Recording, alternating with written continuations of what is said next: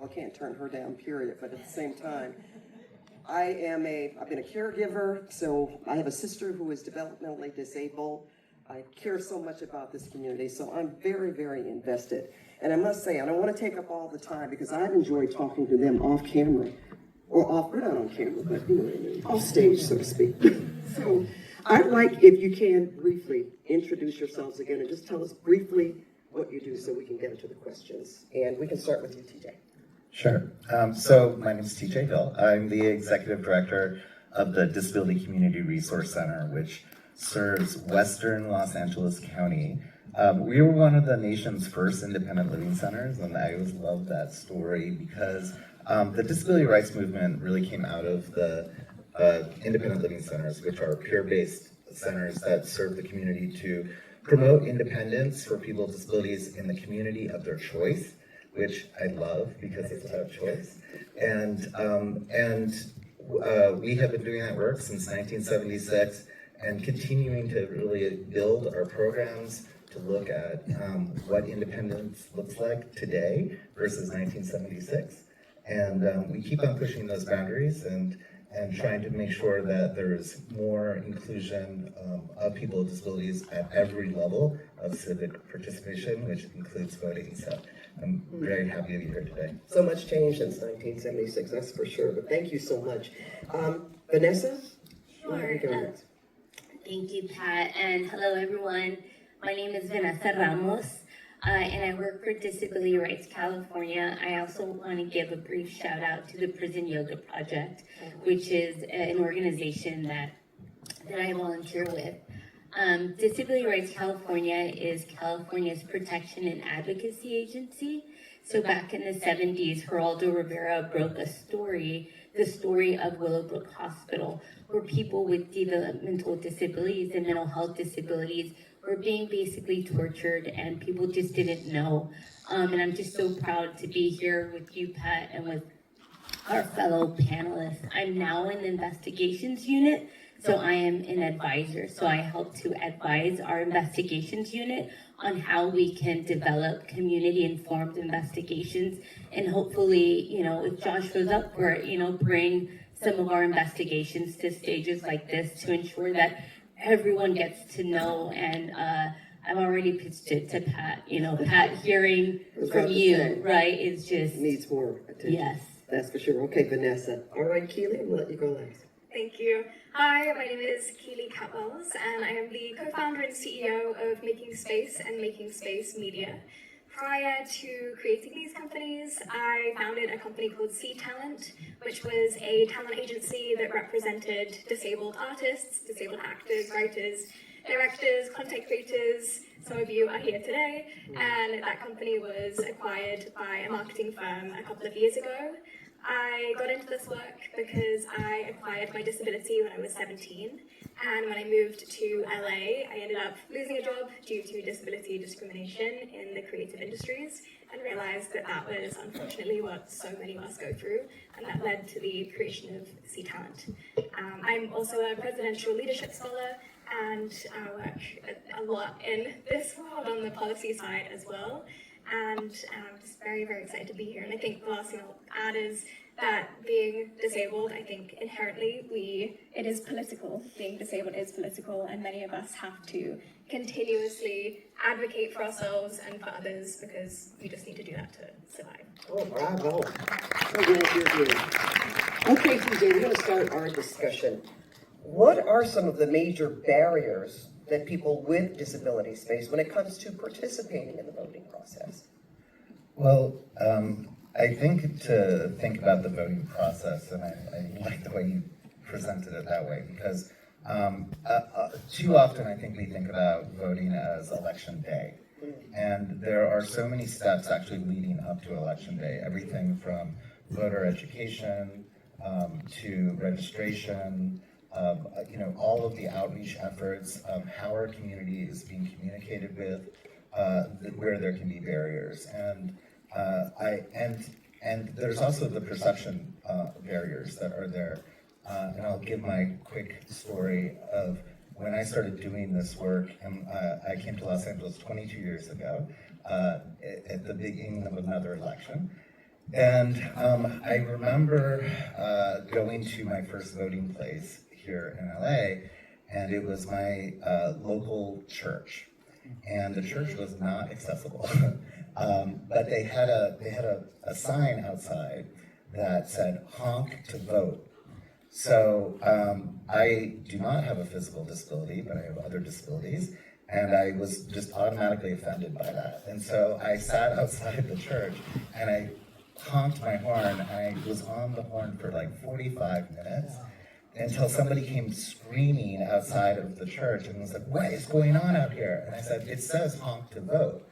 And they were like, "Well, that's only for people with disabilities." And I said, "Exactly." And so in doing advocacy from that day, you know, I've worked with the Secretary of State, I've worked with our LA County Registrar's Office to keep on looking at where are those barriers to voting.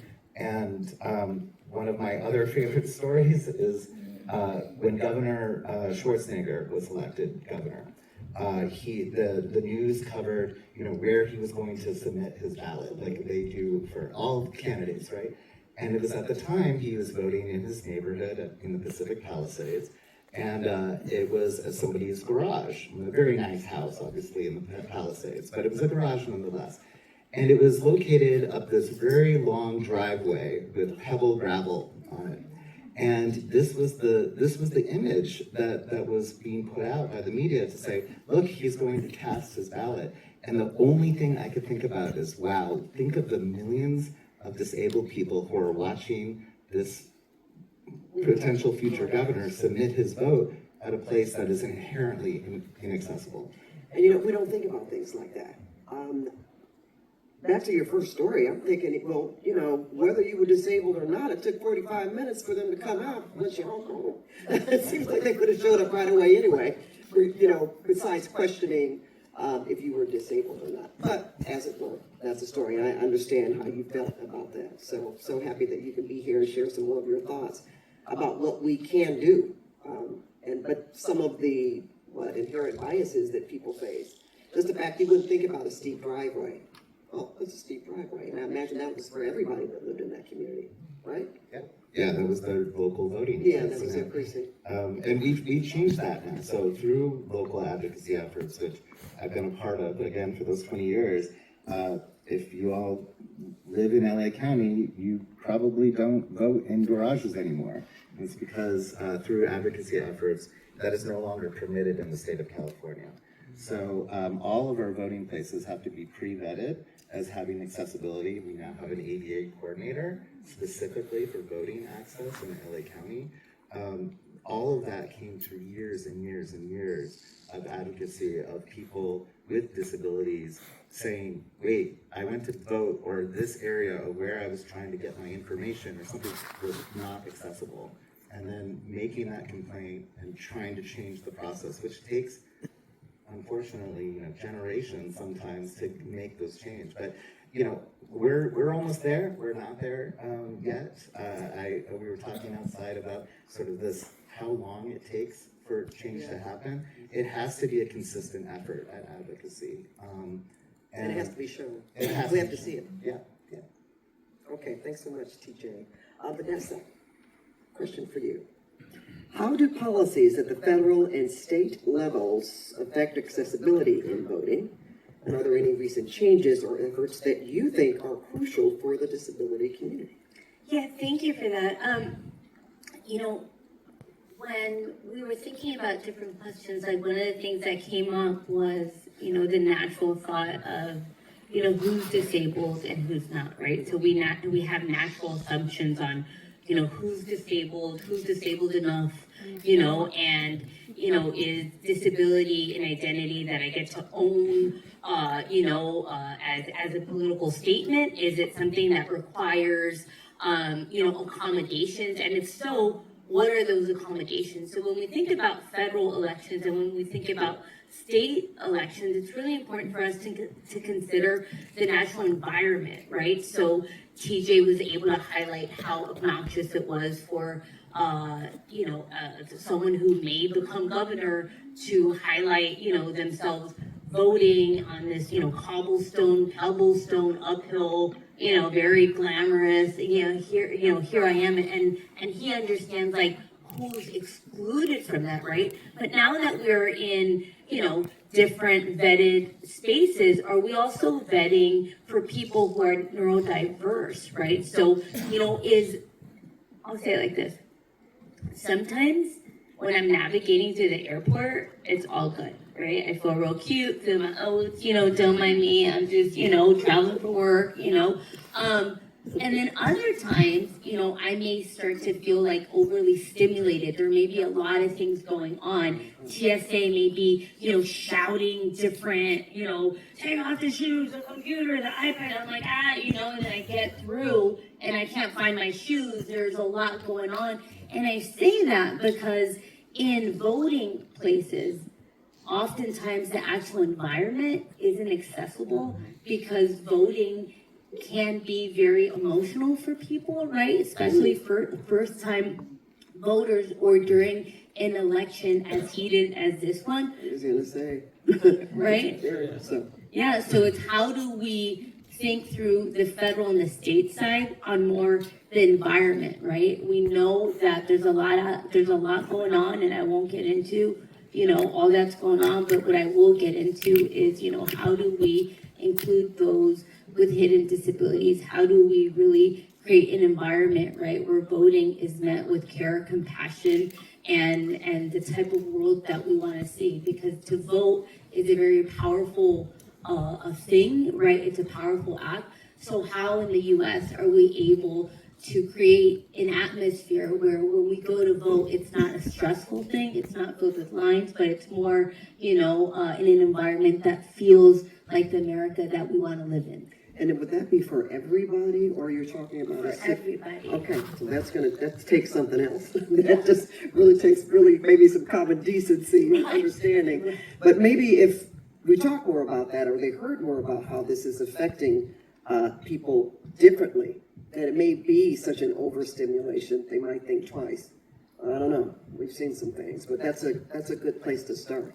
Do you have efforts right now where you're talking with officials about the and the officials that we're talking to are us, right? Because this is America, so we the people actually means we the people in here, right? So this is how we mobilize, right? This is how and this is why I always say I'm first and foremost a community organizer. I'm done with going to my local legislature, the local president, or the president, the mayor, it's like, those days, I believe, are over, and I think we're at a time today where we, the people of this land, right, are here to stand for what we believe to be right? So my efforts are to go to the voting office, right, and to really start to get comfortable, to take up space, to take up time, to get real comfortable, to go real slow, and to keep game on who's working, right, and start to mobilize those election workers, right, the people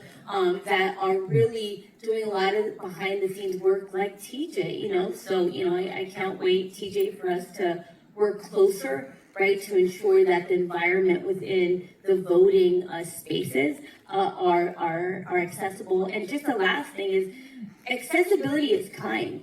Sometimes we think accessibility, like, what a pain, it's so expensive, because we got very comfortable with DEI. It was really DEIA, but the A comes with the financial investment. So, that the A came down, right? So just like diversity, equity, and inclusion. But what I want to point to is that, I had a really great meeting with Senator Harkins, and he is the mastermind behind the closed captioning. And that came about because his brother is deaf, and he, in community, realized that there should be other ways that information is communicated. He says that he never imagined that people at bars would enjoy sports shows through closed captioning, that people in airplanes would enjoy it, right? And the last thing I'll mention is, ramps. When we think of ramps for people who may use wheelchairs, we think,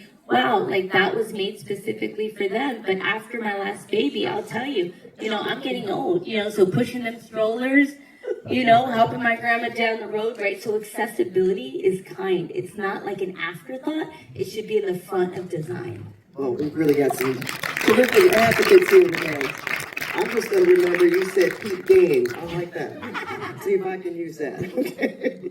So, Keely, let's talk about this for a second. Advocacy, as we know, can take many forms, from grassroots organizing to using media platforms. So, how do you see media playing a role in amplifying voices within the disability platforms, like, for example, social media, to advocate for disability inclusion? It's huge. And I think, as we all know in this room, media influences the way that we think, whether we actively realize it or not. And I think media, especially with advocacy, has enabled us to have other outlets to advocate, to mobilize our communities, because for so long the only way was to protest or to march. And for many of us who are immunocompromised or who have to deal with inaccessible environments, they can be very exclusionary and they're not the most welcoming of places. So social media has really been that place for us to completely flip the script and have a new and slightly more accessible space to advocate. And with accessibility in mind, it is so imperative that these media platforms start building accessibility in from the ground up, and that it is accessible beyond just basic compliance. Jim Lebrecht, the co-director of Crip Camp, often says, the ADA, the law, that is just the foundation on which we build upon, not the ceiling. And it is so imperative that these platforms that we use to advocate are accessible so we can all contribute. And I think as well, I mean, for me, when I first came out of hospital and I had no idea about disability, I also didn't know I was even disabled at that point. The doctors don't go, wow, welcome to the community, you're now disabled. You kind of just have to figure it out. And social media was the place that I started to learn about my identity and started to claim that title and that identity of being disabled and recognizing that it wasn't because of just my medical conditions that I'm disabled, it's because of the inaccessible society that we live in. And then the opportunity to be able to engage with other stakeholders on social media became a really powerful opportunity. But something that I've also started to learn, especially with our work at Making Space, is that so many companies, unfortunately, still prefer to donate to disability than they do invest in it. And we really need to change that. Okay, explain that. That makes a lot of sense. Donating as opposed, when you say invest, you mean spending time and really understanding what they're donating for? Or how that money actually is going to be spent? It's just looking at something, okay, yeah, that sounds good, I'm going to push this button, give some money, which is great. You want people to donate, but can you explain that a little more? Yeah, and I think in the context of media, so oftentimes, and we all know this in this room, within media we've often seen the stereotypes of the villains, the victims, and the inspirations.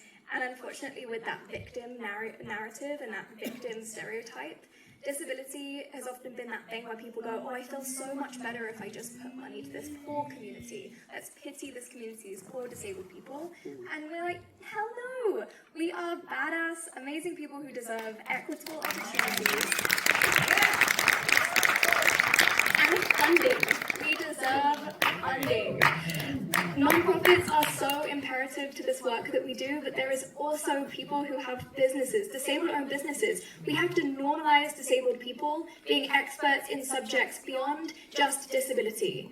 And invest in disabled people, invest in our stories, invest in accessibility, and not just the one-off initiatives, not just the awareness campaigns, not just the months or the days. It is all year round, it is constant, and you have to go beyond just that narrative of donation. It's so dynamic, right? Well, TJ, when it comes to influencing policy, how can individuals and organizations best engage with policymakers to ensure that disability rights and accessibility are a priority? So I think there's a couple of ways to do that. And this nicely dovetails, I think, with what you were saying about the power of social media. We are at a point now where the power is with the people. And unfortunately, our legislators also oftentimes engage in that same sort of politicking that is very much based on numbers and the amount of people that are driven by a certain issue. So to go back and, my experience when I started my career a long time ago, I remember being able to call my local legislator and say, hey, I want to come by the office and have a one-on-one meeting. That is almost impossible now, unless you have a previous connection with that legislator or with that office. But what is possible is to get a coalition of folks that believe in the same issues that you do. And for the disability community, there are plenty out there, right? There are all sorts of different social media things that you can be a part of, and to see campaigns that are starting, or start your own campaigns through those networks, and then you raise that issue where that legislative office, when you go to them, you reference that social media, and you say, so we have 6,000 people in your district who are concerned about this issue. Guess what? 6,000 voters means a lot. So that's a serious issue. So they're more willing then to meet with you and have serious policy meetings. And I've had the privilege of leading some of those meetings from our community by getting people together and saying, you need to hear from us. We are a peer-based movement. I don't want to go to that analogy of the pity model.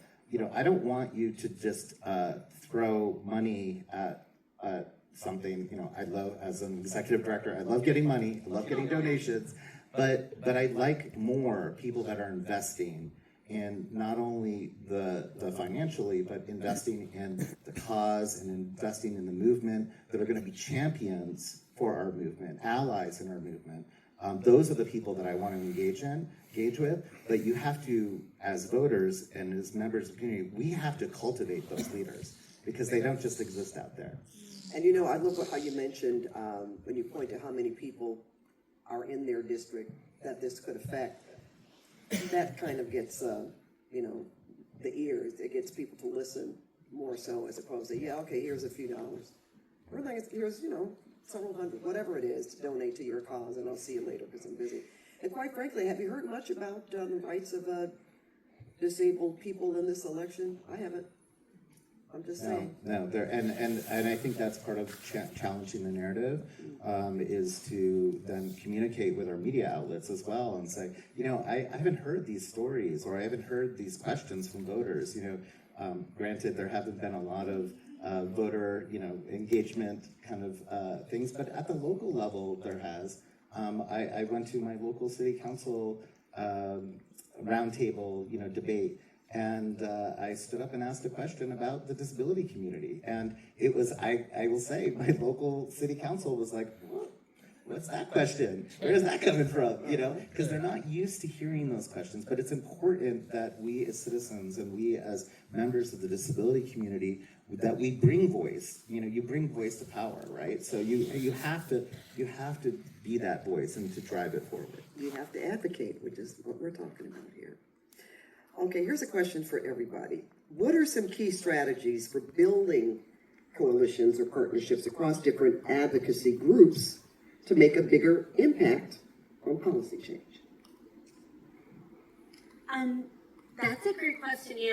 I know that one of the things that I've been focused on with the All People's Health Collective, we have a Substack, and there's also, social media, so it's called All People's Health Collective. But one of the things that we're doing is we are moving out of this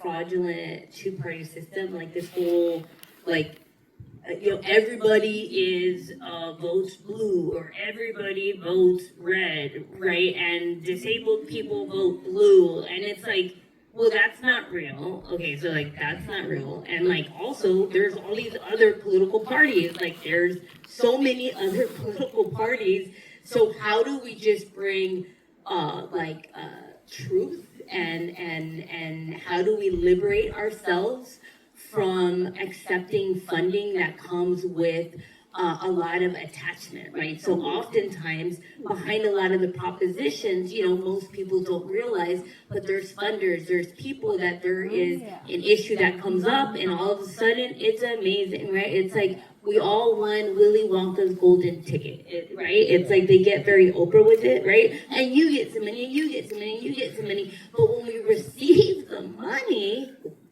we didn't read the fine print, right? There's something attached. There's something attached. So liberation through ethics and through building collectives that refuse to make deals on the backs of disabled people, make deals on behalf of certain political candidates, but rather what are the needs of the disability community per the disability community? How do we storytell in a way that becomes community informed reporting, right? And then how do we, just like what I did, right? It's like, I'm organizing here, right? It's just because we don't have time to waste, right? There's people that are dying, and I just want to put a plug, thank you so much. I do want to put a plug in, just to put it in people's mind, that if you're on disability, you're automatically under the federal poverty levels, right? So what does that say, right? So that means that if I start to work, then I run the risk of losing my health care, losing my housing, losing my food benefits, right? So we are creating a public safety net that is really a poverty safety net. But if I start talking like that, right, I get booed off the stage because people think I'm trying to do something weird, and it's the only weird thing that's happening is that I'm telling you the truth, because there's so many people that I've met that have entrusted me with their stories, who have told me, Vanessa, I really want to work. But the minute I start working, I get kicked off of all the benefits, and people aren't really making the full investment in having jobs that are robust. And it takes people like you, Pat, angels, too many of us that are disabled, like you mentioned your sister, where you were not going to allow for her to be in a setting where she was just gonna slowly perish away. And on behalf of the disability community, that not all the community, but the people that I'm sure would agree, I want to thank you for your advocacy, because we know that you're a powerhouse, right? People saw you walking down and you were turning heads, and we're all cute, but we have a feeling that it was you. So thank you for taking the time out to hosting. Thank you, Vanessa. But we've all talked about speaking truth to power. God, do I know it, because I've been involved. And yes, I see it. And everything that you have said is true in terms of what you can or cannot do, and how we put a label on, you want to achieve, you want to break that ceiling, so to speak, but then there's always that barrier that says, no, that's as far as you can go. So again, with the question, we talk about power in numbers. Do you think, Keely, that, let's say if you join a number of advocacy groups, nonprofits, to maybe even one that is so powerful that they would have to listen? I mean, I'd be willing to go to the legislature to testify. I'm serious. I would definitely be willing to do that. You already did. But I mean in the bodies, to make the decisions that make the laws. Is that a valid question? Yeah, and I think disability intersects, as we know, with every single other issue that exists. Environmental justice, women's rights, racial justice, we are a thread and a through line through all of them. And I think also disability inherently, naturally kind of brings bipartisan support. So we can also make the case to other groups, to other issues, that they need to include us, because we will uncover a lot of contradictions, I think, within policies, but will also bring and help bridge party lines. I think an example that I've recently started unpacking is 19 states that have abortion bans also have and allow for the forced sterilization of disabled people. This completely contradicts their pro-life claims. action, while sympathy continues to perpetuate that donation. Vote, vote, vote, vote, like your life depends on